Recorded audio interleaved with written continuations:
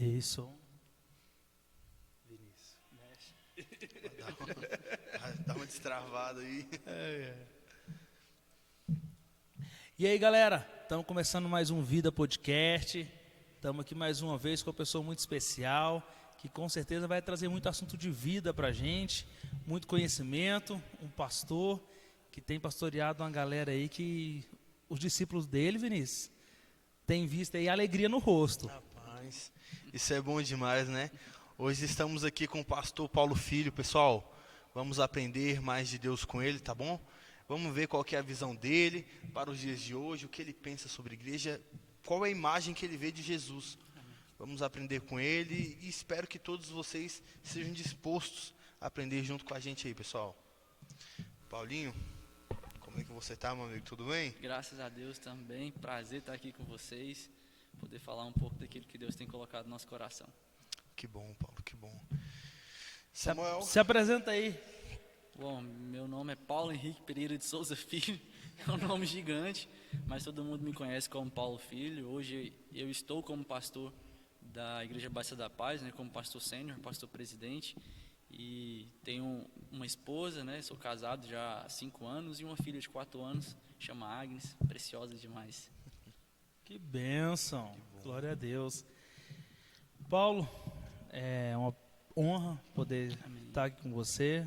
Não serei hipócrita em palavra, mas quando me falam sobre que, querendo ou não, nós filhos de pastores temos uma herança a ser posta, né, na nossa vida aí, que todo filho de pastor ele tem quase uma missão de ser também pastor. É uma cobrança que a gente tem desde pequeno, né? Com certeza. E quando você é um dos poucos ou um dos únicos que quando falar assim, olha, ele vai se tornar pastor, eu falei, esse dá para ver realmente que a unção de Deus está sobre a vida dele. E é uma felicidade poder ver você dando exemplo para nós, porque por mais que nós somos filhos de pastores também, nós precisamos de exemplos também. Com E certeza. Deus tem usado a sua vida e tem sido maravilhoso ter ouvido falar de você. Amém. Viu? E Paulo,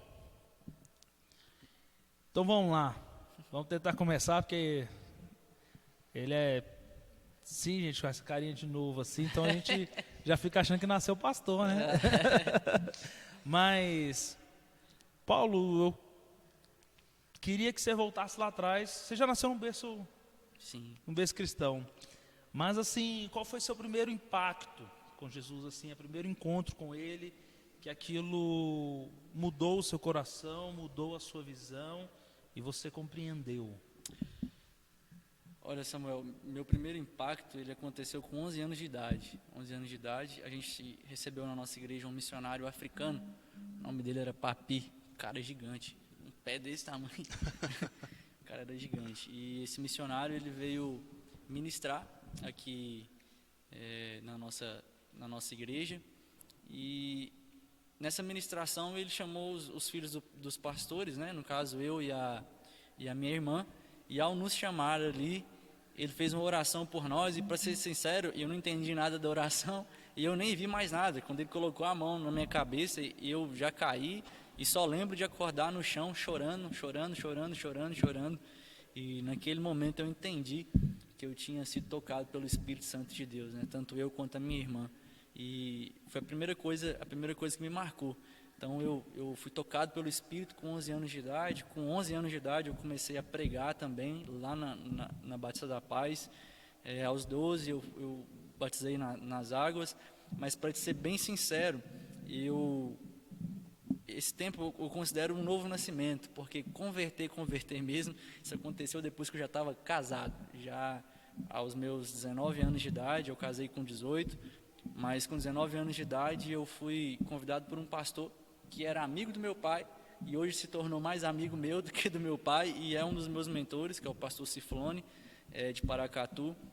Ele me convidou para ir numa conferência ali na MCM, Missões Mundiais Cristãs, uma conferência de pastores. Eu não era pastor na época, era evangelista.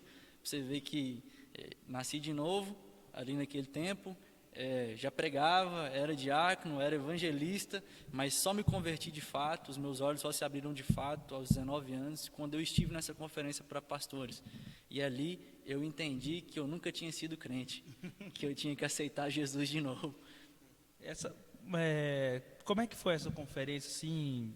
Nos conte o estilo dela, o que aconteceu lá dentro, assim, que mesmo você estando dentro da igreja, há 19 anos, você só conseguiu abrir os seus olhos lá, assim, qual foi esse impacto lá, como é que funcionava isso? Essa conferência ela acontece anualmente lá na MCM e ela é exclusivamente para os Desculpa, pastores. só para deixar assim, a MCN é uma sigla ou ela é... Ela é uma sigla, é Missões Cristãs Mundiais. Ela é uma instituição missionária, né? Uma agência missionária que treina e envia os missionários para o campo, para os confins da terra, né? E anualmente acontece para os pastores que são conectados, que são ligados, e para os missionários da MCM, essa conferência anual de pastores. Eu não sabia como funcionava, eu fui mesmo por uma livre e espontânea pressão do meu pai e desse pastor, que até então não tinha muita relação comigo, mas a partir dali foi se tornando um exemplo para mim, de pessoa a ser seguida. Cara, e o modelo lá é palavra. Só que a questão é a mensagem que era trazida a nós. Eu era um menino que era preso na religião. Então, antes de chegar ali, eu pregava para ser famoso, eu pregava para conquistar likes, eu pregava para ser reconhecido, eu estava na igreja para ser honrado, eu queria que as pessoas me recompensassem de alguma forma. Mas quando eu cheguei ali e vi a mensagem do Evangelho do Reino de Deus desnudada aos meus olhos, eu entendi que não tem a ver comigo, mas que tem a ver com o próprio Cristo resplandecendo a partir de mim. E se eu não tiver honra na terra, Ele vai me honrar no céu. Então, o que eu entendi ali, eu não preciso de likes, eu não preciso ser famoso, eu não preciso ser reconhecido. Eu só preciso de Cristo em mim e que Cristo seja visto a partir de mim. Então, o estilo lá é só de palavra mesmo, é muita adoração e palavra, Bíblia, muita Bíblia, né? E quando eu digo que eu era cego pela religião, é porque eu era cego mesmo, preso em várias coisas do homem, sabe? Em vários paradigmas do homem, a forma que eu pregava, a mensagem que eu pregava era sempre direcionada para a alma das pessoas. Mas quando eu tive ali, eu entendi que não tem a ver com eu trazer uma mensagem de conquista e de bênção para você, mas uma mensagem de transformação e arrependimento, porque sem a transformação e sem o arrependimento, você não vai adquirir a bênção que já está pronta, já está preparada para você. Então lá a conferência ela acontece para isso, é de direcionamento mesmo, alinhamento. E a cada palavra que eu ouvia de um homem de 82 anos de idade, o pastor José Rodrigues, naquela época 82, hoje ele já tem mais. A cada palavra que eu ouvia dele, eu chorava. Eu chegava no hotel, não chorava na hora para não parecer, mas quando eu chegava no hotel, eu debrulhava em lágrimas e entendia que eu precisava aceitar Jesus de novo. Parece meio paradoxo, mas estava tão preso na religião que eu não conseguia enxergar o reino de Deus. Eu não conseguia enxergar o verdadeiro evangelho, que é o servir pessoas, é o se dar por pessoas, é o pregar sem procurar algo em troca, é o dar sem querer algo em troca. Essa religiosidade que você tem falado aí, você acha que veio por questões meios próprios da sua cabeça, foi imaginando, pensando, ou isso de alguma forma foi pregado, você foi induzido a pensar nisso dessa maneira? Eu acho que o ambiente que eu vivia me levou a pensar isso, né? Eu creio que nem todo mundo que está no ambiente que eu estava pensava nisso, mas geralmente no meio que eu estava, começava a pregar e você já queria pregar, se tornava conferencista, né? Na época eu chamava disso, até no meu Face era conferencista Paulo Henrique Filho. Você vê que o cara já queria chamar certa atenção para o povo, para o público, que eu gravava vídeos, compartilhava, tinha altos compartilhamentos, depois parei com isso. Então eu acho que foi uma coisa que eu criei mesmo na minha cabeça, porque eu queria chegar onde os caras estavam. Eu ouvia o Marco Feliciano, Abílio Santana, Yosef Akiva, via que esse cara lá no Gideões missionários, eu quero chegar nesses caras, moço. Aí via que esse conferencista pequenininho lá ministrando, e eu dizia para mim, eu vou chegar lá também, vou ministrar, eu preciso disso, eu quero isso. Parecia que faltava algo em mim, e eu achava que seria preenchido por aquilo, quando na verdade o vazio que a gente tem dentro de nós, ele só é preenchido por Cristo, e não por coisas, não por posição. Poxa, bacana. Porque, querendo ou não, assim, né, esse tema gera muitas discussões, muitas polêmicas, né? Porque realmente eu imagino que qualquer pessoa que canta razoavelmente já bem aí, sonha um dia se tornar um Thales, um Fernandinho, uma Cassiane, alguém grande, né? Sim. Então, assim, realmente tem esse negócio. E é por isso que muitas vezes até a gente fala um pouquinho do louvor, esse negócio, até porque você também é ministro de louvor. Sim. E também é por isso que a gente brinca, que às vezes a pessoa começa a fazer firula demais, querer se aparecer demais, né? Então, assim, você acha que querer aquele princípio ali te fazia muito mal? Me fazia muito mal, me levava para um extremo que não era o que o Senhor queria. Que até quero colocar, não é que é errado, você pode sonhar. Com certeza. E Pode você deve sonhar. Deve sonhar. Você deve sonhar. O que a gente está falando, que eu entendi, se eu não estou errado, é simplesmente o fato de que almejar ser aquilo logo, né? Isso. Porque muitas vezes a gente não tem problema você querer ser um grande pregador, Não, mas não se esqueça de pregar para o seu vizinho. Com certeza. Não se esqueça das suas raízes, né? É porque assim, o que acontece? Que começa ali. Que começa ali. O que acontece é o seguinte, Samuel. A gente, quando chega nesse nível, um nível de fama, a gente acaba esquecendo das raízes. A gente esquece da humildade, a gente esquece que quem colocou a gente ali foi Deus, mas que a gente teve todo um processo para chegar ali. Eu acho que o meu problema é igual você falou, você não tem problema sonhar. Eu ainda sonho em pregar em vários lugares. Eu quero ministrar na Lagoinha, quero ministrar lá na família Jesus Cop, eu quero ministrar no Mevan, eu quero estar junto com os caras, entendeu? Só que o meu objetivo hoje não é só estar ali. O meu objetivo é fazer Jesus conhecido. E na medida que eu fizer ele conhecido, ele vai me colocar nesses ambientes. Eu acho que essa é a questão. O coração da pessoa não pode estar na fama e na grandeza. Ele precisa estar em Cristo, porque Cristo é que nos vai fazer grandes. Ele vai nos tornar pessoas grandes. Ele que vai fazer com que o nosso nome exploda na nação, uma exemplificação. Né? Isso aí eu concordo. E conta aí pra gente como é que foi seu início ministerial. Qual foi a primeira dificuldade que você encontrou quando seu pai chegou? Como é que é? Você começou diácono? Como você começou? Comecei diácono. Comecei diácono. Como é que foi o primeiro desafio aí? Quando eu fui consagrado a diácono, eu não morava em Cristalina, né? Eu passei um tempo fora e eu acho que eu posso até abrir um parênteses para contar um pouco dessa experiência. Com 15 anos eu fui embora de Cristalina, embora entre aspas, fui para uma cidade aqui do lado, né, Ipameri. Mas eu fui para Ipameri para estudar no IF Goiano, lá de Urutaí. E a minha intenção de ir para lá era totalmente para desviar, porque eu tinha um problema com a igreja, sabe? Mesmo sendo filho de pastor, o Samuca sabe o que é isso, a pressão que é ser um filho de pastor, as acusações, os dedos apontados. Então eu fui para lá para pecar. Eu fui para lá para meter o pé na jaca longe do meu pai e da minha mãe e não tem ninguém para apontar o dedo ou para falar alguma coisa para ele, certo? Mas quando eu cheguei lá em Ipameri, os meus primos que não gostavam de orar, os caras não gostavam de ir para a igreja e também não tinham conexão com a igreja. No dia que eu cheguei lá, estava iniciando uma oração dos jovens às 23 horas, às 11 horas da noite. Eles, vai ter uma oração, vamos lá, Cotó, eles me chamam de Cotó, Cotonete, meu apelido. Falei, boa, beleza, vamos lá. Aí fui nessa oração, cara, e dessa oração para frente, eu nunca mais parei de orar.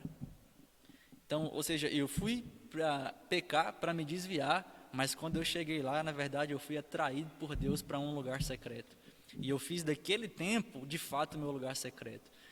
A gente orava muito lá, todo dia, de 11 à meia-noite. Sábado, a gente orava de 6 da manhã a meio-dia no monte. A gente chamava de plantão. Então, orava muito. Comecei a pregar muito naquela região. E um dia, meu pai foi pregar lá. E uma mulher de uma das igrejas que eu servi lá ministrando, chamou ele e falou, tá no tempo de você preparar seu filho para o ministério. E aí, passado alguns dias, meu pai me chamou e falou, olha, eu vou te separar para o ministério do diaconato, mas eu ainda não morava aqui. Eu fui consagrado no dia 12 de dezembro, no dia 31 de dezembro, nem lembro o ano, acho que foi 2014, se eu não me engano, 2014 ou foi 2015, e fui exercer o ministério de diaconia lá, até voltar para Cristalina, que eu ainda não tinha terminado o meu curso.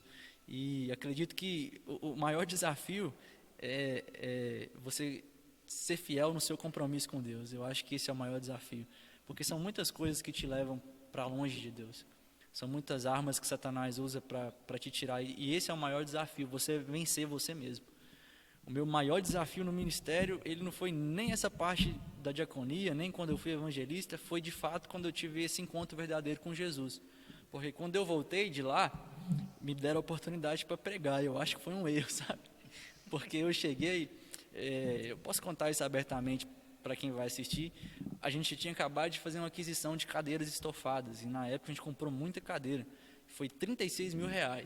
E como lá é uma agência missionária, eu vi muita coisa de missões, de pessoas passando dificuldade no campo, pessoas sem alimento. Então eu cheguei, irmão, no 12, e eu sendo transformado. Antes de você completar, porque assim, às vezes a gente fala sobre muito questão missionária, E as pessoas que estão até mesmo dentro da igreja não entendem o que é missão ainda. Não entende o que é missão. E já aconteceu aqui, a gente que é uma igreja missionária, desde que Deus colocou esse projeto, as Mulheres de Deus, né, vida no coração do meu pai, a igreja nunca deixou de ser missionária. Amém. E cara, tem uma vez que nós mandamos uma oferta de R$150 e foi o dinheiro para um cara, não lembro se foi Índia, comprar chuteira para um time de futebol, porque lá como não pode ter, ele faz um clubinho de futebol, e os R$150 que nós mandamos deu para comprar chuteira para as crianças lá, para um monte de criança, entendeu?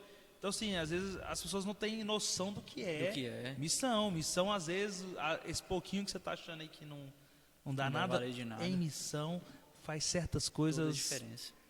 Toda a diferença. É importante a gente dizer para quem vai nos ouvir que R$1, 10 centavos, vai fazer diferença na vida de alguém. Esse meu mentor, o pastor Ciflone, ele me contou uma história que ele ligou para um dos pastores da MCM que estava no sertão nordestino, no Brasil, não estava longe, sertão nordestino, falou para ele: pastor, estou te mandando R$10, senti de mandar R$10, parece algo irrisório, é uma Coca-Cola que você compra. Rapaz, o pastor ligou para ele, isso por mensagem, o pastor ligou para ele: muito obrigado, seus R$10 vai permitir com que eu passe a semana, porque eu não tinha nada para comer. Ou seja, R$10 para o cara que está no campo missionário parece ser 1.000 para a gente aqui, entendeu? Então, não é porque você vai dar pouco que você vai ser menos abençoado por Deus ou que vai ser ruim. Pelo contrário, você está semeando e você vai colher. Mas também não seja pão duro, você pode dar muito, viu, irmão? Dê muito. Viu? Dê muito, não fica com miséria não. O que nós já estamos dizendo é que o pouquinho faz a diferença. Também faz diferença. Porque com certeza esses grandes núcleos aí, vamos supor, eles juntam R$10.000 e vão dividir aí, às vezes não dá muito para todos os missionários. Não é na hora que fala 10 mil, na hora que vai dividir para os missionários, é pouco. Mas mesmo assim, abençoa a vida das pessoas.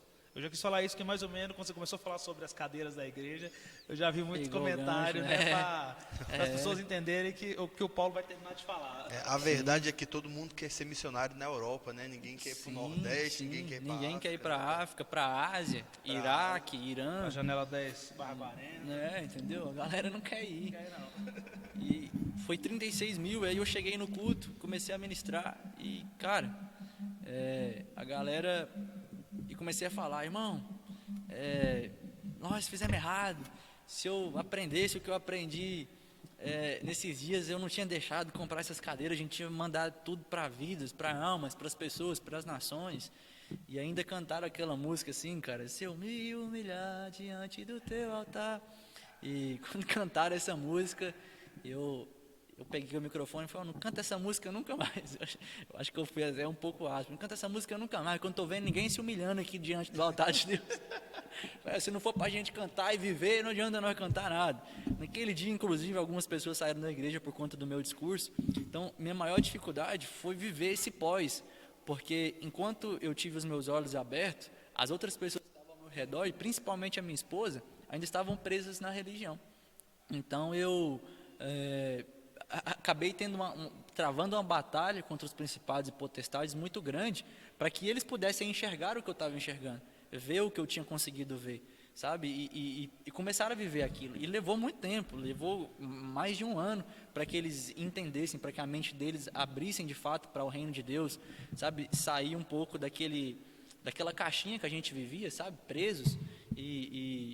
Essa foi a minha maior dificuldade. Foi o pós essa conversão, se eu posso dizer assim, entre aspas, para as pessoas não entenderem errado.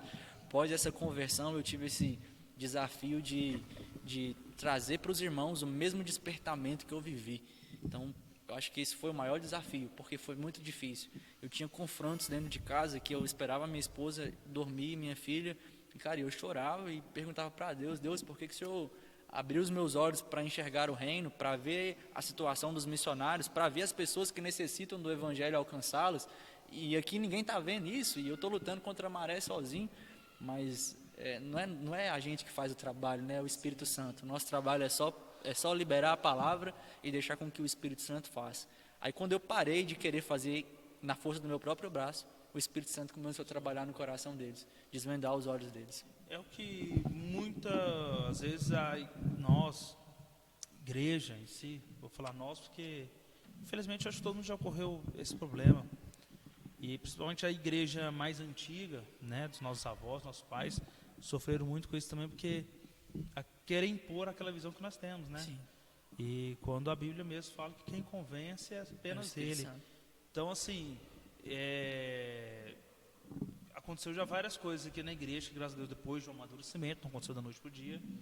É notório que era muitas coisas, era para excluir uma pessoa da igreja, era para afastar dos trabalhos, e nós resolvemos abraçar e acolher, Amém. e deu muito mais fruto. Sim. Deu muito mais fruto, né? Porque é muito fácil você afastar uma pessoa que não está dando certo. Sim. É muito fácil você afastar aquilo que não combate com o seu pensamento, com a sua visão, né? Então, o mais difícil é você poder abraçar e dizer, não, vem cá, vamos com calma. Você errou, a gente ensina de novo, né? E eu falo isso em geral, já teve pessoas aqui que engravidaram antes do casamento, ou tiveram problemas, né? Não sei o quê. Em vez de a gente chutar o balde, eu falo assim, calma, a visão de Deus é assim, é diferente. Sim. Fomos aproximando, reconciliando. E o Espírito Santo fez um trabalho lindo na vida das pessoas. Amém, né? amém. A igreja porque é o amor que faz toda a diferença. total diferente.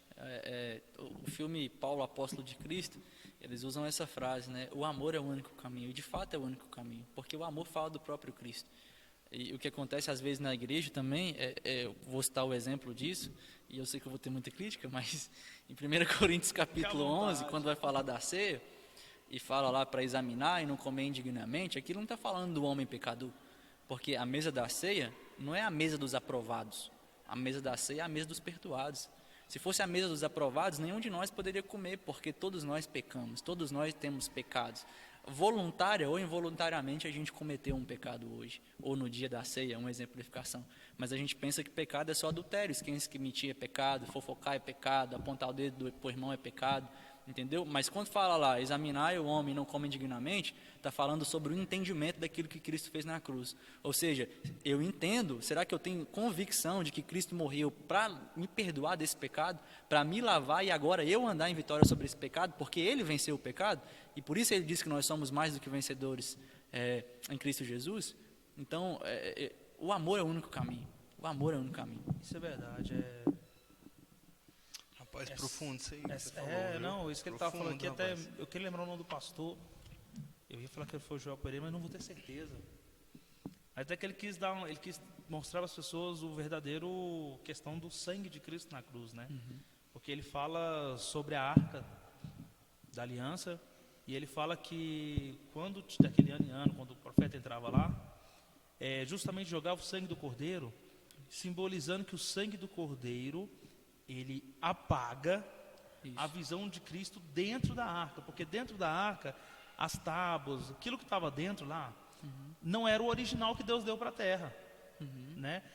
Tábua dos 10 mandamentos já, né, tinha sido quebrada quando Moisés desceu, o maná, né, já não era, porque o pessoal reclamou do maná.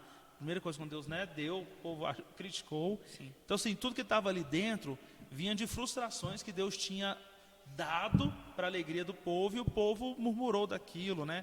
Quebrou, não eram os originais que estavam dentro da arca. Então o cordeiro, quando morria, que ele jogava o sangue por cima, quer dizer, Deus estava perdoando todos aqueles pecados, por isso ele não via dentro da arca. E o cordeiro, e quando fala sobre Jesus, é que quando Jesus olha para nós, ele não vê esse ser humano que nós somos aqui, não. Ele vê o sangue do filho dele que morreu na cruz. Sim. Porque se ele realmente visse o que tem dentro de nós, ele nem olhava mais para a terra. Não.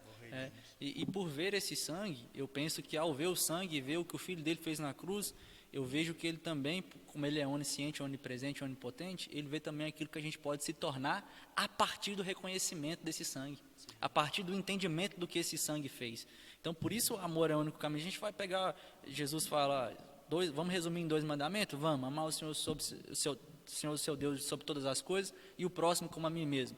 Então, vamos me colocar no lugar do próximo. Será que eu gostaria de ser excluído por um erro, por uma falha? Será que eu gostaria de ser condenado, cara, por uma falha? Porque se excluir alguém, você está condenando aquela pessoa, algo que nem o próprio Cristo faria. E vamos ser polêmicos com os povos aí que gostam de falar em nome de Deus. Tem muita gente que gosta de falar o nome de Deus, né? Usar a Bíblia só o que eles querem. Porque é o seguinte, amar a Deus sobre todas as coisas. Aí Deus resumiu em amor. Mas se você ama a pessoa de verdade, por exemplo, você está lá com a sua esposa, mas no relacionamento, no namoro, você tem um relacionamento de 30 anos aí, mas no namoro lá, no primeiro ano, você fez alguma coisa que sua esposa não quis que você fizesse. Então, assim, você já sabe que aquilo que ela não gostava no passado, provavelmente ela não gosta agora. Sim. Então, meu brother, nunca se esqueça disso, que se Deus falou no passado, alguma coisa de errado tem. Então, não fica querendo converter totalmente a Bíblia ao Novo Testamento. Sim, Né? sim. Porque muita gente quer converter 100% a Bíblia Ao ao Novo Novo Testamento. Testamento, sim. Então, se Deus já não gostava lá atrás, não quer dizer que ele resumiu em 2, que a palavra do passado deixou, né, Sim. ficou para trás. Sim. E esse é o problema, né? Às vezes as pessoas querem rasgar até os 10 mandamentos ainda. Quer né? rasgar tudo, né? Ele só não quer rasgar as promessas, Só, né? só. Aquilo que vai nos alinhar de fato ao propósito, que nos leva ao arrependimento, que nos dá responsabilidades quanto ao evangelho, eles apaga. Mas quando fala lá, o Senhor é meu pastor e nada me faltará, eles pegam. Quando fala lá que eu Que vou no descansar meio à do sombra do deserto. Onipotente, eles pegam, entendeu? Derrubar as muralhas de Jericó, eles pegam também. Eles pegam aquilo que convém. Na verdade, a Bíblia, ela não é relativa, ela não é uma parte. Ela não são versículos, ela é um todo, ela é completa. Ela é completa. Ela é completa, É justamente. muito difícil a gente ver visões, né, se igualando, porque hoje em dia tem muito esse problema de, eu tenho uma visão, então a minha visão está certa, a sua está errada. Eu acredito que quando Deus dá uma visão para cada um diferenciada, não é que a sua visão é melhor que a o próximo, mas se Deus te dá uma visão diferenciada, mano, brother, corre atrás de outro local, entendeu? Sim, Você sim. não é obrigado a ficar num local, obrigado a fazer coisas que não está de acordo com a sua visão. Sim. Eu acredito que quando a gente fala isso, ninguém é moleque, cara. Entendeu? A gente está conversando aqui com homens. Pô, Jesus é o caminho, sabe que se errar vai pro inferno. Não tem esse negócio de alisar, passar a mão, mano. Sim. Deu para entender? Eu acredito que hoje em dia o maior problema é não conseguir entender o próximo. Sim. Hoje em dia o maior problema é que dentro das igrejas, que tem essa diversidade, você pode ver que você nunca vê Igreja Assembleia de Deus, com Igreja Assembleia de Deus tal, ministério, vamos se unir? Não. Sim. É sempre, vamos crescer, vamos para outra Justamente. igreja ter menos membro para a gente conseguir mais. E é uma coisa em que entristece, cara. Sim. Porque quando a gente vê as outras igrejas aí, não, cara, quer saber? Temos um tempo grande, vamos unir as 12 igrejas aqui, traz os membros para cá e vamos evangelizar. A igreja faz totalmente o Isso. contrário, cara. É disso que eu falo de religiosidade. É quando você pensa só em si, no seu próprio umbigo, só no seu próprio ventre, né? A Bíblia vai falar que é aqueles que adoram o seu próprio ventre. Eu chamo isso de religiosidade, porque o Senhor, ele não veio criar uma religião. Jesus não veio para a terra para iniciar uma religião, para iniciar o povo evangélico. Ele veio para a terra para revelar o Pai e para pregar o evangelho do reino. Então, Efésios vai dizer que a gente é um só corpo, um só espírito, a gente é um. E o próprio Jesus, no Evangelho de João capítulo 17, ele vai dizer, Pai, assim como eu e o Senhor somos um, que eles sejam um em nós e uns com os outros. Então, o que é o Evangelho do Reino? É você esquecer da placa. É você não se preocupar com a placa de uma denominação, é você não se preocupar com se o seu templo vai estar cheio ou se vai estar vazio.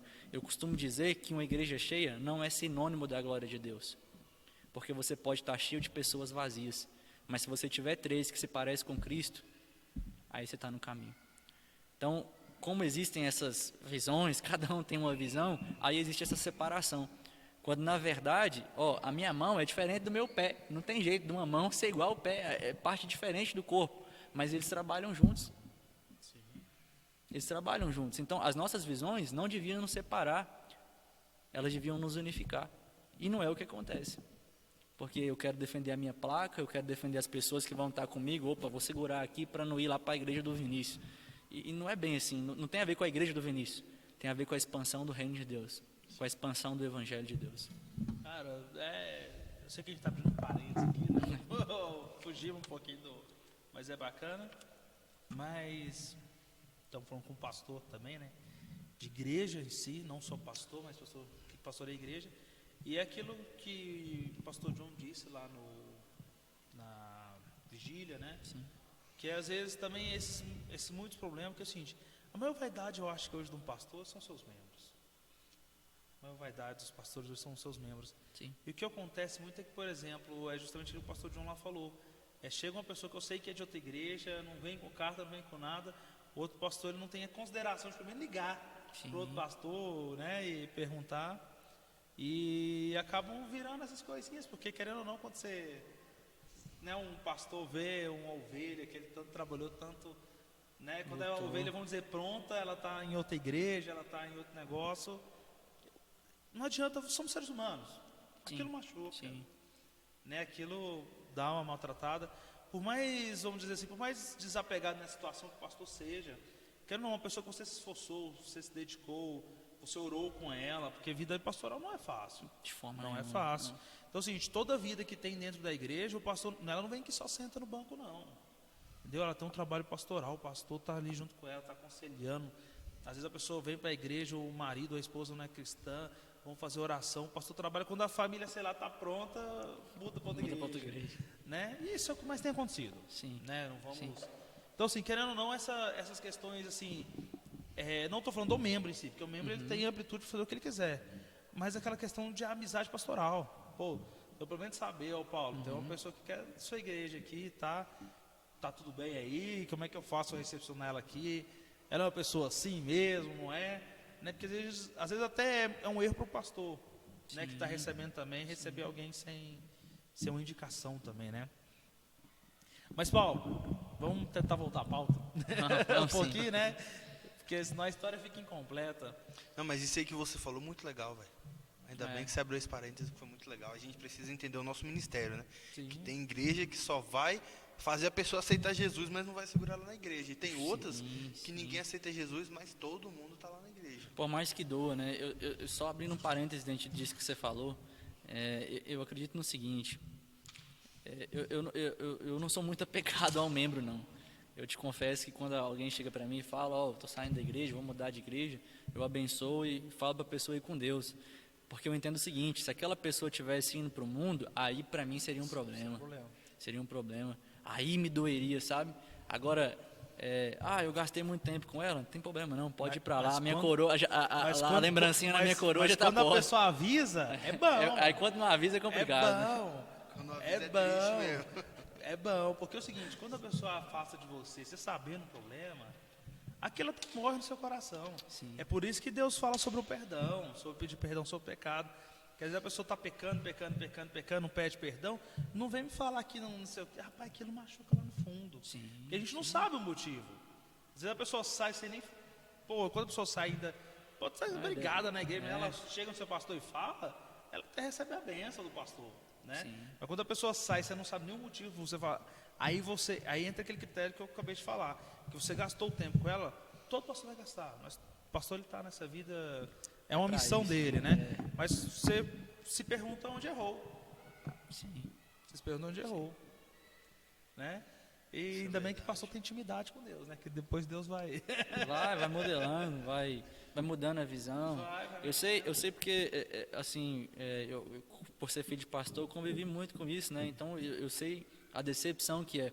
E acho que por ter convivido com isso, eu acabei blindando meu coração para não me deixar para acontecer isso, investir nessa pessoa, me entristeço, não. Eu tenho um lema comigo, eu acredito em todo mundo, mas não me decepciono com ninguém. Parece meio contraditório, né? Mas é isso que precisa acontecer. Você precisa acreditar em todo mundo, na mudança, na transformação, no que quer que for, mas não se decepcionar com ninguém. Se você blindar o seu coração e você trouxer isso para dentro de você, você vai viver uma vida saudável. Porque a maioria dos pastores, aí já abrindo outro parênteses para um outro assunto, né, que a gente fala demais, a maioria dos pastores hoje estão em um lugar de ansiedade, em um lugar de depressão, justamente por esse fato. Porque se apegou tanto ao membro, a esse investimento desse membro que saiu, dividiu a igreja, sei lá, fez alguma coisa, que ele acaba entrando nesse lugar de ansiedade, de depressão, de burnout, entendeu? Então, a maioria dos pastores estão nesse lugar por isso, porque essas coisas machucam mesmo, Samuel está correto. Só que se você blindar o seu coração, vai doer menos. Você vai ter uma convicção que você fez com aquela pessoa aquilo que devia fazer. E aí agora ela segue o caminho dela. Na verdade, os pastores têm que entender que as ovelhas não são deles, Não né? são deles, sim. Só estão aqui para guiar e ensinar, né? Ó, isso aqui que Por eu favor, aprendi, isso aqui que eu vou ser do aprendi. contra aqui, ó. Vocês estão muito aí acusando pastor, filho. Não. Pelo Vamos contrário. lembrar, o Paulo aqui como pastor, já vou avisar bem.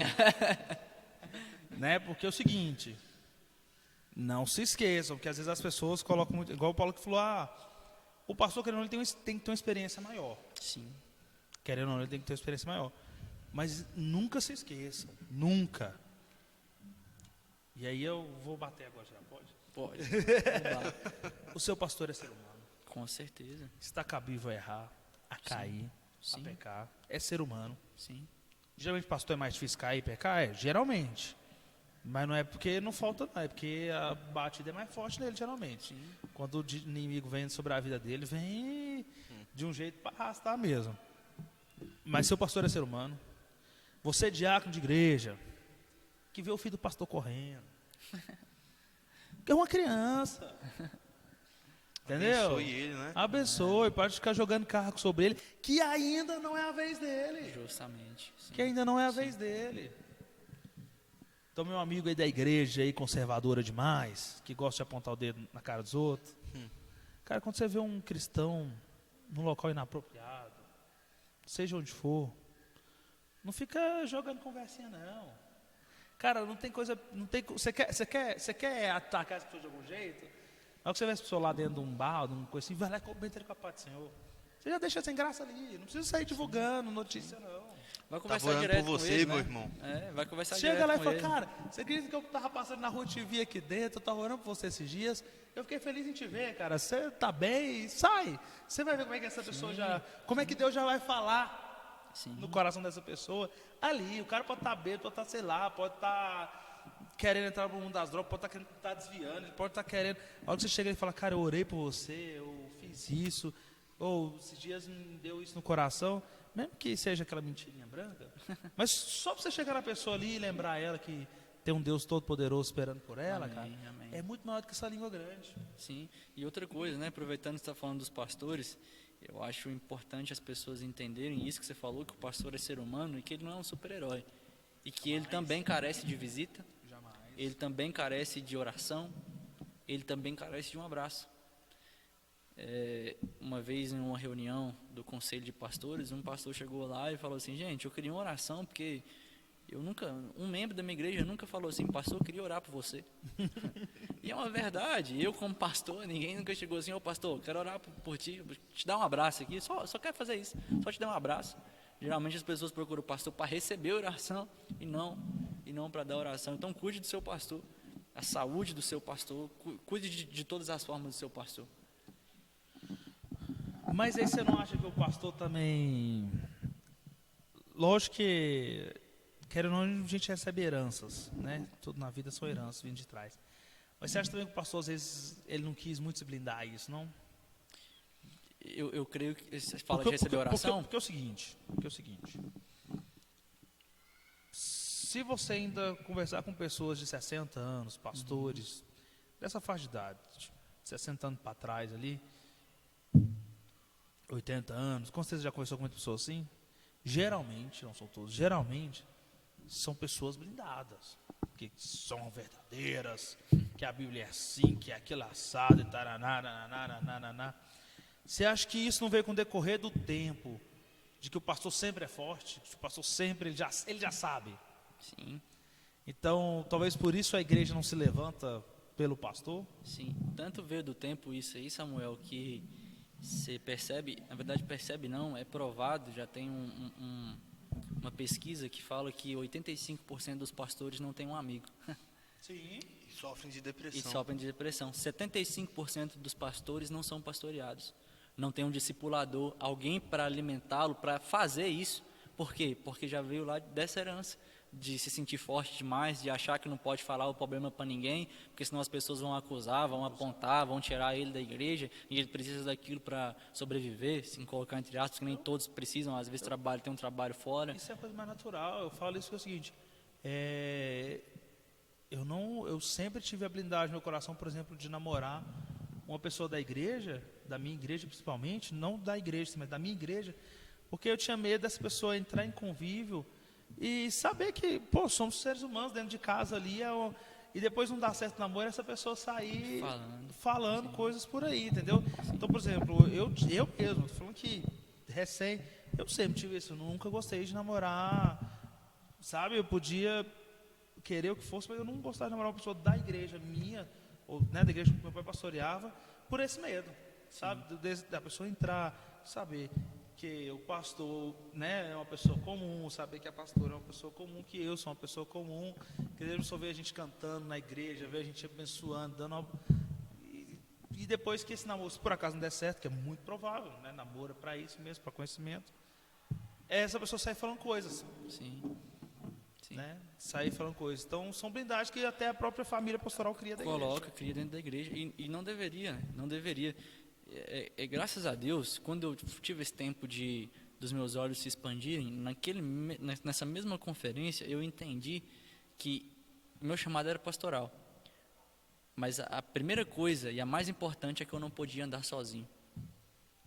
Um pastor que anda sozinho, ele está fadado a viver esse lugar. Essa vida de depressão, de ansiedade, de problema, de, sabe, sempre estar triste e querer mostrar para os outros que está feliz, porque ele não pode transparecer, ele acha que não pode transparecer. Então, a partir daquele momento, eu puxei um mentor para mim. E mentor não tem nada a ver com coach, tá? Para quem está ouvindo aí, o coach pegou isso aí. Mentoria não tem nada a ver com coach, tá, gente? A mentoria, quando você deseja ter um mentor, fala de alguém que alcançou resultados e você quer alcançar os mesmos resultados que essa pessoa. Mentoria fala disso. Então, daquele momento, eu puxei um mentor para mim, que é o pastor Ciflone, e naquele momento também eu decidi, eu não vou ter só um mentor, eu vou ter um pastor, um pai espiritual, alguém que vai me alimentar, me confrontar, alguém que vai pôr o dedo na minha cara e falar que eu errei, alguém que eu vou poder falar, poxa, eu pequei, estou com dificuldade nisso, me ajuda aqui, me ajuda a resolver esse problema. E isso foi um processo, foi um tempo até eu encontrar o Espírito Santo, confirmou no meu coração, da pessoa que hoje é o meu pastor, o pastor Clodoaldo Massagre. Mas hoje eu não ando sozinho. Desde aquele tempo, já andava com o pastor Ciflone, e um ano e meio depois, eu comecei a me relacionar com o pastor Clodoaldo. Foi um tempo de conhecimento, e um tempo onde, dia após dia, o Espírito Santo ia confirmando no meu coração de que eu devia, de fato, andar com ele.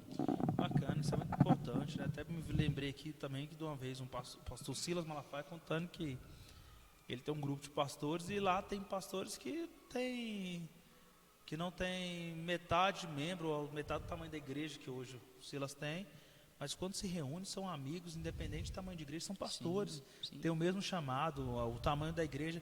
Uma vez o bispo Urias, o ex-pastor da Igreja de Deus em Cristalina, me falou uma coisa: Samuel, sabe qual que é a diferença do pastor da igreja grande e o pastor da igreja pequena? Aí eu falei assim, não sei não, qual que é? Ele falou assim, é só tantos problemas que ele tem, que os problemas é o mesmo. Eu só tenho mais para cuidar do que o pastor da igreja pequena. Entendeu? Ou seja, querendo ou não, os chamados, os problemas, as aflições, as orações, problemas familiares, né? Todo pastor tem o mesmo, então não tenha vergonha de ser amigo do seu vizinho, pastor, não. Não. Tem, não. Mas sabe qual é o problema, Samuel? É porque, eu costumo dizer isso, né? O pastor, ele não tem medo do diabo. O pastor, ele tem medo de outro pastor. Aí ele não quer ter amigo pastor com medo daquele outro pastor ir lá e tomar a igreja dele. Mas não é assim que funciona. A gente precisa ter relacionamentos saudáveis. Os relacionamentos saudáveis nos alimentam também, né? Tem uma máxima aí do mundo da psicologia que fala que você se torna parecido com as 3 pessoas que você mais se relaciona, ou as 5, da forma que você quiser imaginar. Então eu preciso ter pessoas que se pareçam com Cristo ao meu lado, para que ao andar com elas eu me pareça ainda mais com Cristo. Com certeza. E nessa ligação sua com o pastor Clodoaldo, que daí foi o seu chama para vir a ser pastor, para ser... Na verdade eu já era pastor. Calma aí, ele estava lá no diaconato ainda. Calma aí. Não, então... Mas é porque é o seguinte, geralmente ele vai contar a história, vai deixar ele contar. Mas do diaconato para frente, até presbítero, são posições alcançadas de méritos, nesse sentido de aquela história, quando a pessoa vira diácono, a primeira coisa que ela aprende é servir. Sim. E dali em diante ela entende que para ela se tornar um pastor lá na frente, ela tem que começar a servir, né? Servir. Então cada cargo que vier à frente do diaconato, você já é ele. A igreja depois só reconhece. Sim. Né? Mas pode contar a história. Isso. É só para dar. É porque como eu gostei hoje do Paulo aqui, porque nós estamos batendo uns assuntos bons. E isso é importante para a igreja também, porque tem gente que hoje é diácono quer ficar só na porta, ou botando água Quer ser só porteiro. Entendeu? A pessoa não entende que ela vai ser um dia evangelista, ela vai ser um dia... Então, assim, ela quer ter o cargo para se posicionar como tal. E não, né? O diaconato, a questão do diaconato ser o primeiro, é como ele é uma pessoa que serve, é aquela pessoa que aparentemente é o menos, e muito pelo contrário, Muito, né? sim. É que ela vai entender que vai ser sempre servir. Na presença de Deus, sempre servir. Quanto maior o seu cargo, maior é servir. Sim. Maior é servir. Maior serviço, sim. Então, eu conheci o pastor Clodoaldo, voltando, né, o Vinícius. Eu fui diácono, mas o maior desafio que eu tive foi quando eu voltei da conferência, em trazer a visão que eu tinha vivido lá, trazer aquilo que eu tinha vivido lá para os irmãos que estavam aqui. E aí, a partir disso, eu já andava com o pastor Cifone, mas a partir dessa dificuldade, eu vi que eu precisava ter alguém com o mesmo segmento, com a mesma visão, não para validar a minha visão, aquilo que eu pensava, não, mas alguém que tivesse como acima de mim, para me de fato corrigir, confrontar, discipular, para que eu pudesse chegar para os irmãos da igreja que eu pastoreava e falava assim: irmãos, eu quero discipular vocês, porque eu sou novo, né? Eu tenho 24 anos só. Na época eu tinha 22, então as pessoas tinham um pouco de dificuldade comigo por conta da minha idade. Então elas não queriam ser discipuladas, elas não queriam sentar para me ouvir. Então eu precisava de alguém que me discipulasse, me mostrasse o caminho, e que, ao eu falar com os irmãos, eles pudessem ver que eu também estava sendo discipulado, assim como eles precisavam ser discipulados. Então, eu mandei minha esposa também lá para a MCM, para uma conferência de mulheres que tem lá também. Quando a minha esposa voltou de lá, ela trouxe um livro para mim, que foi o primeiro livro que eu li, cristão. Eu nunca tinha lido livro cristão nenhum, mas ela trouxe aquele livro de 100 páginas, um livro pequenininho, que eu só quis o livro por conta da capa, e porque eu achei que o autor era um americano, que estava escrito lá, C. Massagro. Eu falei, um livro americano, vou ler, que deve ser massa demais, falando sobre paternidade espiritual, ministerial. E era o pastor Clodoaldo naquele livro. Mas eu li o livro, vi lá sobre ele, tudo lá da igreja dele, mas não estava nem aí. Eu queria mesmo andar com o Luiz Hermínio, porque eu queria andar com alguém que era famoso, entendeu? Eu queria tirar uma foto com o cara lá. Eu até fui lá no Mevan, eu fiquei uma semana lá, junto com esse meu mentor. A gente foi lá e conheci a visão, a gente teve com o Luiz Hermínio, mas eu entendi que não era o lugar e nem a pessoa que iria me conduzir. Isso eu entendi no Espírito. Então, você vê que o Espírito ele vai nos levando para alguns lugares que você não busca interesse, porque Deus me perdoe estar julgando, mas a maioria das pessoas que querem andar com pessoas que estão na grande mídia, elas querem por um interesse, o interesse de também ser visto, assim como aquela pessoa é vista. Mas entendi que não era e fui buscando de Deus alguém para caminhar. E do nada, cara, depois que eu já tinha lido o livro 3 vezes, eu li o livro, assim, em 4 meses eu li ele 3 vezes, esse livro Ser Filho, do Clodoaldo Massagro, que hoje é o meu pastor. Fui lendo aquele livro e falei, cara, eu preciso conhecer esse cara. Nunca ouvi falar, nunca ouvi uma pregação desse cara, vou pesquisar no Google. Quando eu botei uma pregação dele, cara, aquilo bateu no meu coração, assim, e o que eu ouvi dele me levou a me posicionar em ser mais parecido com Cristo. E aí eu já entrei em contato com ele, procurei o Instagram dele, mandei uma mensagem para ele, de pronto ele me respondeu. Eu falei que eu precisava caminhar com alguém, que eu precisava ser discipulado por alguém, tinha casado novo, estava pastoreando novo, e ele respondeu que de fato aquilo era necessário, que eu o procurei no momento certo, não porque era ele, mas porque era o momento certo de começar a caminhar com alguém. E com 2 meses eu fui lá na igreja dele, teve uma conferência lá também, ele nos convidou para ir lá. E chegando lá foi quando eu conheci ele pessoalmente. A gente bateu muito papo junto lá, e ele virou para nós e disse ainda, né? Eu fui para lá com a intenção de estar de fato debaixo do pastoreio dele, do discipulado dele, mas ele falou, deixa eu te falar uma coisa, você ter vindo aqui não quer dizer que eu sou seu pastor, você ter vindo aqui não quer dizer que eu sou seu pai ministerial, você ter vindo aqui não quer dizer que eu sou seu discipulador. Quem vai confirmar isso no seu coração é o Espírito Santo. Você pode andar comigo, você pode estar ao meu lado, você pode me ouvir, pode vir aqui, mas quem vai confirmar isso no seu coração é o Espírito Santo.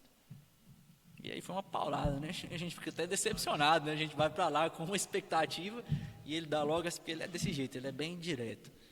Cara, e aí com os passados dos meses, todo o discipulado, eu estava sempre virtualmente, né? E eu fui deixando o Espírito ministrar de fato ao meu coração, e depois de 6 meses que a gente estava tendo esse contato, eu liguei para ele e falei, pastor, eu quero ser discipulado pelo Senhor, eu quero ser pastoreado, o Espírito agora me direcionou a isso. Eu entendo que dia após dia o Senhor tem me levado a me parecer mais com Cristo. E assim como Timóteo e Tito andavam com Paulo, porque Paulo imitava Cristo, eu quero andar com o Senhor porque eu vejo que o Senhor imita Cristo. E eu preciso estar nesse lugar. Esse discipulado que você pegou com ele é pessoal?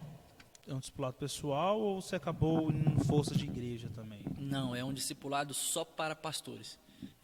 Os pastores que caminham com ele, né? A gente tinha um grupo de mais ou menos 40, 50 pastores e a gente sempre se reunia virtualmente, porque cada pastor de uma região do Brasil sempre era virtualmente. Mas o discipulado verdadeiro é aquele que é individual, no tete a tete.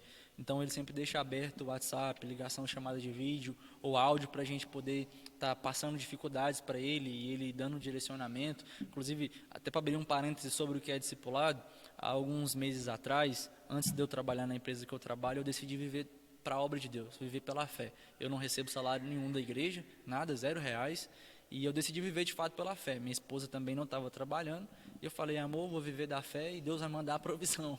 Loucura também. E, loucura não, porque Deus é o Deus da provisão e Ele faz. Sim. Mas naquele momento, talvez, a minha casa não estava preparada para viver aquilo. E depois de 3 dias de ter tomado essa decisão, foi que eu decidi ligar para ele, de passar uma mensagem para ele e falar dessa decisão. Quando eu falei para ele no telefone, ele foi redundante. Ele falou, olha, eu vou te dar um conselho que você segue se você quiser, mas eu não te aconselho a fazer isso hoje. Você tem uma filha pequena, você tem uma mulher que vai querer as coisas, e não que seja errado você receber um salário da igreja, mas se você tiver o seu trabalho, porque o trabalho dignifica o homem, você pode não ser um peso para a igreja. E o dinheiro que a igreja iria investir em você, ela pode investir em missões, ela pode investir em pessoas. Então, Deus está te empurrando para isso, Paulinho? Ele me chama de Paulinho. Então faz o seguinte, espere o tempo de Deus. Para mim isso é discipulado. Eu tinha uma decisão tomada e ele me direcionou para algo que era o correto, que era o certo, porque de fato a minha casa não estava preparada para aquilo. Eu ia ter problemas no meu casamento se naquele momento eu tivesse tomado aquela decisão. Porque a minha esposa não tinha a mesma visão de Deus de provisão. Ela conhece Deus da provisão, a gente já experimentou a provisão, e não criticando a minha esposa, muito pelo contrário, é uma mulher de Deus. Mas naquele momento,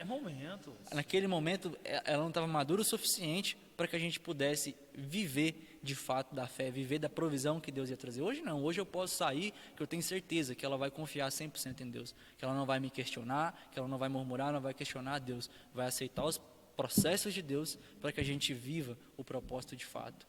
Porque é uma decisão pesada, né? Igual você falou, na época a criança era pequena e a hora que a criança chora pelo leite. Sim. E você tem que confiar ainda que isso vai chegar no coração talvez do Paulo, igual ele falou, né? Que Deus já estava ministrando o coração dele, era uma coisa, mas o coração da mãe. Sim. Entendeu? Sim. Então nem sempre é porque a esposa não é submissa ao seu esposo, nem sempre é por isso, mas infelizmente a situação, né? Sim, porque ela ninguém quer ver causa os problemas. Ninguém quer ver um filho pedindo algo para comer e não ter. Não que Deus não ia trazer, a gente já tinha experimentado muita provisão de Deus, e eu creio que Deus traz a provisão. Só que você precisa estar num nível de maturidade diferente do que a gente estava. E aí ele me confrontou. Para mim aquilo foi a gota, sabe? Eu fiquei decepcionadíssimo com o que ele falou. Porque eu pensei que ele ia validar, eu pensei que ele ia falar assim, vai irmão, vai dar certo. Vai pro Nordeste, Isso. Eu pensei, pô, ele vai falar para eu ir. E aí quando ele falou aquilo, cara, assim, me decepcionou, porque discipulado é isso. Discipulado é confronto. Discipulado traz maturidade. Porque discipulado é que traz nutrição. Eu precisava daquela nutrição para me tornar mais maduro. Então hoje eu e a minha esposa estamos maduros nisso. Isso é verdade, isso é algo a todo pastor sempre tomar cuidado, né? Sim. Sempre se prevenir antes aí, porque senão ele acaba com o ministério dele, por apenas não tomar cuidado com as... E Paulo, aí junto foi indo para o Ministério Pastoreio. Isso aí. E foi através dele que a visão da igreja hoje veio? Na verdade não, a visão da igreja hoje que a gente trabalha, ela foi algo de fato dado por Deus mesmo. Nesse processo que eu estava de buscar um pastoreio, já tinha o meu mentoreio, mas eu queria um pastoreio, alguém que estivesse mais próximos, com bagagem para me ajudar, para me direcionar.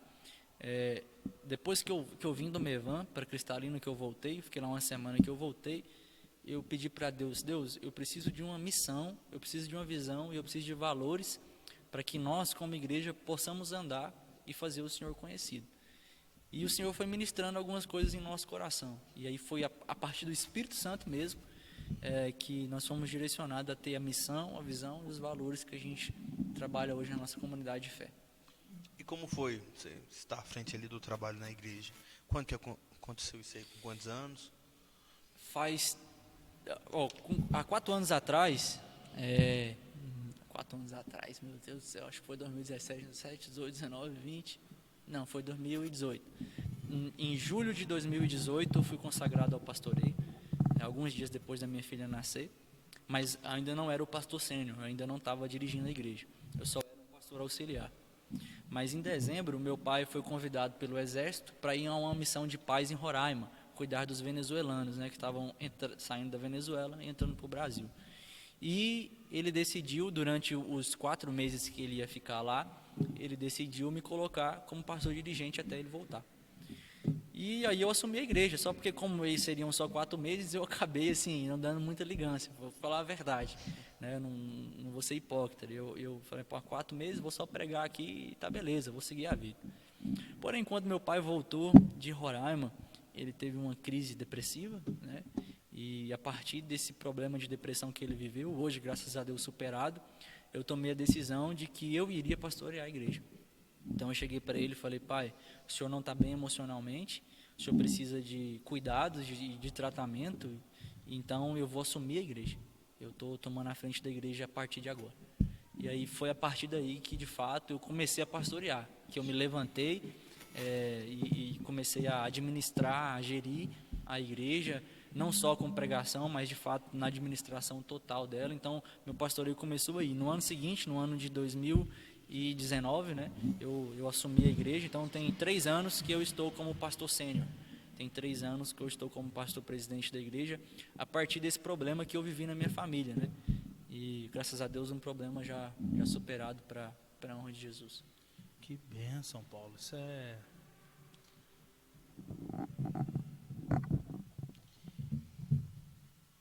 Entendi, Paulo, entendi. E fala um pouco para mim, a gente estava conversando sobre visão. Sim. E qual foi a sua visão? O que vocês buscam lá na igreja de vocês? Como você diz, você começou a entrar nesse assunto, acabou que a gente já deu uma saída, mas qual a visão que você busca assim, lá na igreja? Vocês, é mais palavra, mais adoração? Então, hoje a gente trabalha em 4 pilares. A nossa missão, o lugar que a gente quer chegar está em 4 pilares, que é expressar a Cristo, conduzir pessoas, servir a cidade e tocar a todos, e amar a todos. Então, expressar a Cristo como? Em amor, em fé e em obras, ou seja, em tudo aquilo que a gente faz, tornar Cristo evidente a partir de nós. Então, nós como igreja temos essa missão de levar cada membro, cada discípulo, cada pessoa que está lá, seja em qualquer que seja o ambiente, expressar a vida de Cristo, levar a vida de Cristo, ser um portador de quem Cristo é. E conduzir pessoas, porque a gente acredita que cada um de nós é uma placa sinalizadora. Ou seja, a gente sempre tem uma placa, pare, siga, vira para a direita, vira para a esquerda. Nós somos a placa que aponta para Cristo, porque Cristo é o caminho. Nós não somos o caminho, a gente é só a placa que aponta, olha, esse aqui é o caminho. Tocar a cidade, porque eu acho que toda igreja, que o papel de fato, na verdade da igreja, é tocar a cidade. Em obras sociais, servindo a comunidade, reformando casas de pessoas, de todas as formas, tocar a cidade. E servir a todos ou amar a todos, porque esse é o dever do cristão. Era isso que Cristo fazia. Cristo amava cada pessoa que estava do lado dele. Então, a partir desses 4 pilares, eu considero que a nossa igreja, hoje, ela é mais missionária e adoradora. Mas ela também não se esquece da proclamação, porque eu acredito que a nossa vida cristã e a base da nossa igreja está em 3 coisas, adoração, intercessão e proclamação. Essas 3 coisas precisam andar junto, porque essas 3 coisas fazem parte da missão de Deus. Se eu interceder, pessoas serão alcançadas, porque não é só interceder pela minha vida, não é só orar pela minha vida, mas é orar por aqueles que estão perdidos, é orar pelos povos não alcançados, pela igreja perseguida, pelos missionários que estão no campo. Então a intercessão, ela faz parte disso tudo. A adoração, a adoração é o que toca o coração de Deus, porque enquanto eu oro, eu busco a Deus, mas quando eu adoro, é o próprio Deus que me busca. Então, eu acredito que a gente precisa estar num ambiente de adoração, porque quando a gente adora, somos nós que estamos indo buscar o Senhor, e não Deus que vem na terra para tocar a gente, é a gente que vai tocar aí. E aí eu uso o exemplo da mulher do fluxo de sangue. Não foi Jesus que foi até ela, embora ele foi até ela, né? Mas ela tomou a decisão de ir tocar em Jesus. E quando ela toca em Jesus, veio virtude. Esse é o papel do adorador. O papel do adorador é tocar Jesus, e a partir do tocar o coração de Deus, Deus desce com a glória e com o poder dele. E proclamação tem a ver com palavra, porque é a palavra que nos alimenta, né? A fé vem pelo ouvir e ouvir a palavra de Deus. E a partir de ouvir a palavra de Deus, a partir de uma vida de adoração e de uma vida de intercessão, eu entendo que eu tenho uma responsabilidade, a de tocar os confins da terra, a de pregar o evangelho, a de fazer missões. Rapaz, muito bom, né? Muita informação, né? Assim que é Graças a bom, Deus, né? Graças a Deus. Aí você se me perdoa pelo tanto de coisa, né? Mas a gente acredita muito nisso. Esquenta não, vai dar Paulo, muito corte. é muito bom. Vai dar uns cortes bacanas. É muito bom, Paulo. É bom a gente ver alguém assim, com a nossa idade, cara. Sim. Que é uma pessoa que fala tão bem sobre Deus, é uma pessoa que a gente vê Deus realmente na vida da pessoa. Paulo, uma visão muito legal da sua igreja.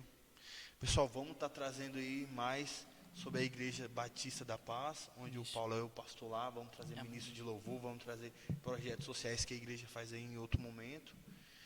E, pessoal, esse é o nosso podcast. Samuel, alguma consideração? Rapaz, que maravilha, né? É muito bom poder Aprendi aprender. muito. A gente até pede desculpa, né? A gente ficou preso naquele assunto.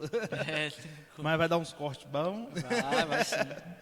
Mas, Paulo, não é a última entrevista não, viu? Amém, amém. Queremos, assim como foi falado antes de termos iniciado aqui, queremos mais conselhos, queremos aprender mais, queremos crescer. Amém. Porque, assim, gente, não leve a mão aquelas indiretas no início da conversa, não. Mas é porque querendo ou não, também é para crescimento. Sim, É sim. para crescimento. São coisas que nós passamos e que estamos falando para vocês.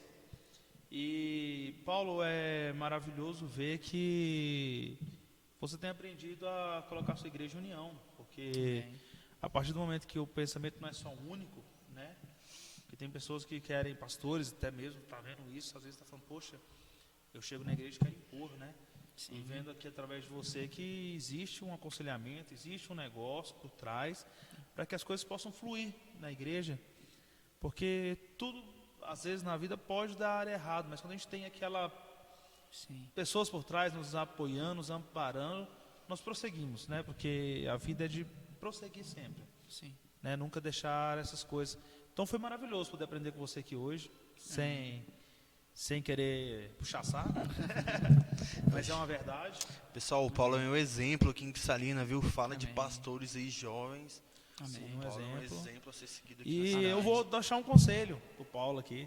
Será que eu posso deixar um conselho pro Com Paulo? Mas certeza. é pesado, viu? É pesado, Com menino. Não, mas eu acho que certeza. esse conselho eu posso dar. É. Tá precisando abrir agora, né? Ele começar a aconselhar as pessoas que têm chamado pastoral também, né? Os jovens. Sim, sim. E saber que, querendo ou não, isso tudo que você tem falado aqui hoje. E é bom falar com o Paulo, porque tudo é em base bíblico, né? Uhum. Então, assim, tudo que ele tem aqui para te falar, ele vai te achar em embasamento bíblico, ele vai te dar a direção de que Deus fez também, que Jesus Cristo agiu aqui na terra. Então, assim, não são só coisas da cabeça dele, são coisas relacionadas. Então, nos ensine também. Amém, amém, com certeza. Vamos fazer o cursinho do Paulo. Oh, com certeza, com certeza. Pessoal, estamos chegando ao fim. Paulo, deixa uma mensagem aí para a galera aí de casa, aí nesse momento tão difícil que estamos vivendo aí no nosso Brasil. Amém, sim. Deixa uma mensagem de esperança aí e de Deus para toda a família aí. Amém. Olha, a mensagem que eu quero deixar para você é um dos salmos mais conhecidos, né? Eu levo os meus olhos para o monte, de onde me virá o socorro. O meu socorro vem do Senhor, que fez os céus e a terra. Então, se você olhar para as barreiras, o monte é uma barreira grande, né? Se você olhar para os seus problemas, para as coisas, para as circunstâncias que estão ao seu redor, você não vai conseguir enxergar Cristo. Você tem que olhar de Cristo para os seus problemas, porque Cristo ele é muito maior do que os seus problemas. Então, se eu posso deixar uma palavra para você, aprenda a sofrer. Romanos capítulo de número 8, verso 18 diz que o sofrimento desse tempo presente não há de se comparar com a glória que em nós há de ser revelada. Então, os problemas, as dificuldades, essas montanhas que se levantam, essas muralhas que se levantam, elas não são para nos derrubar, pelo contrário, elas são para nos fazer crescer. Elas são para nos levar a um nível mais alto e muito mais profundo. Se você for pegar o pão, quando uma mulher, você mulher que vai estar assistindo, faz o pão, você precisa amassar o pão, você precisa bater o pão. Para que é que funciona aquilo? Para que depois, quando o pão for descansar, ele possa crescer. Então, eu acredito que os processos da nossa vida, eles são para nos levar a um propósito. Por isso eu costumo dizer que para todo propósito existe um processo. E a gente precisa respeitar esse processo mesmo em meio à dor. Porque ele fala, se você passar pelo fogo, fica tranquilo, você não vai se queimar. Mas ele diz que você vai passar. Se você passar pelos mares, fica tranquilo, eles não vão se submergir, você vai passar por ele. Mas eu vou estar do seu lado segurando a sua mão. E essa é a mensagem de esperança para o mundo, para nós, para a cidade de Cristalina. Cristo está conosco. Ele não foi embora. O controle continua nas mãos dele. Ele sabe de todas as coisas. E no momento certo, ele vai fazer. Glória a Deus. Glória a Deus. Então, está deixada a palavra. Amém. Né? Muito obrigado, Paulo, por ter participado do nosso Vida Podcast. É sempre um prazer estar com pessoas assim, sábias. Amém, amém. Também não é só ter o conhecimento, a sabedoria também Amém. ser, né, existente. Então, galera, muito obrigado por você ter participado, por ter você visto. Eu tenho certeza que pode até não ter sido muito sua área aqui, né? Mas eu tenho certeza que você aprendeu, né? Você Amém, aprendeu amém. muito aqui, você verificou muito aqui, viu que somos seres humanos, Sim. dispostos a crescer. Falamos de erros aqui, mas é porque os erros é que nos levam à perfeição, Com certeza. né? Errando a gente vai aprendendo. Então, muito obrigado. Queremos agradecer de coração mesmo. Não deixe de se inscrever, curta, compartilha. Você não vai ficar perdendo, né? Você vai ficar só para você. Larga de ser Não vai ficar egoísta. de fora dessa não, pessoal. Larga de ser egoísta. Passa para o seu amigo aí, passa para o seu pastor, passa para o seu líder aí. Já fala para ele, manda mensagem para o Vinícius ou para o Samuel. Queremos você aqui, líder, pastor. Você de Cristalina aí, ó, pastores, líderes, logo, logo queremos vocês aqui, conhecer a história de cada um aí. Tenho certeza que tem muito a nos ensinar também, irmão. Amém. Gente, muito obrigado. Vocês vão ficando aí com o nosso Vida Podcast.